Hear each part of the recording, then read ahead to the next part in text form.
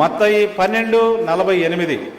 అందుకు ఆయన తనతో ఈ సంగతి చెప్పిన వానిని చూచి, నా తల్లి ఎవరు, నా సహోదరుడెవరు అని చెప్పి తన శిష్యుల వైపు చెయ్యి చాపి, ఇదిగో నా తల్లియు నా సహోదరులను, పరలోకమందున్న నా తండ్రి చిత్తము చొప్పున చేయువాడే నా సహోదరుడు, నా సహోదరియు, నా తల్లియు నన్ను. మనము ఈ లోకంలో రక్త సంబంధాలు సొంతోళ్ళు అని మాట్లాడుతూ ఉంటాం. తప్పులేదు, రక్త సంబంధులు సొంతోళ్ళు అంటంలో తప్పులేదు.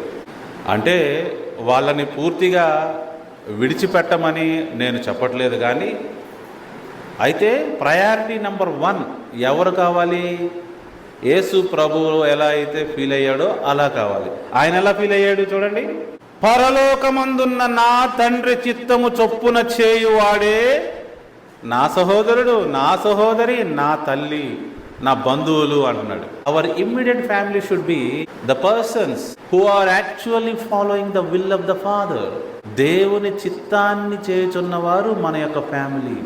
తర్వాత మానవ రక్త సంబంధాలు వాళ్ళు వస్తారు. ప్రభువారు మనకు మాదిరి, యేసుక్రీస్తు వారే మనకు మాదిరి. తల్లిని సిలువ మీద ఉన్నప్పుడు ఎవరికి అప్పగించాడు? తన శిష్యుడైన యోహానుకు అప్పగించాడు. యోహాను, నా తల్లిని చూసుకో అని శిష్యుడికి అప్పగించాడు బాధ్యత. అమ్మా, నీ కుమారుడి ఇక నుంచి ఇతను అని చెప్పాడు తల్లికి. బాధ్యత మరిచిన వారు కాదు దేవుని రాజ్య పౌరులంటే. బాధ్యతని నిర్వహించేవాళ్ళు దేవుని రాజ్య పౌరులు.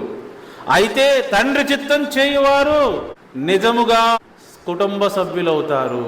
రక్త సంబంధులు సెకండరీకి వస్తారు. నేనన్నానా అండి? యేసుప్రభువారు అన్నారు ఇక్కడ, ఎవరు నా తల్లి, ఎవరు నా తల్లి అంటున్నాడు. ఆయన ప్రశ్నిస్తున్నాడు.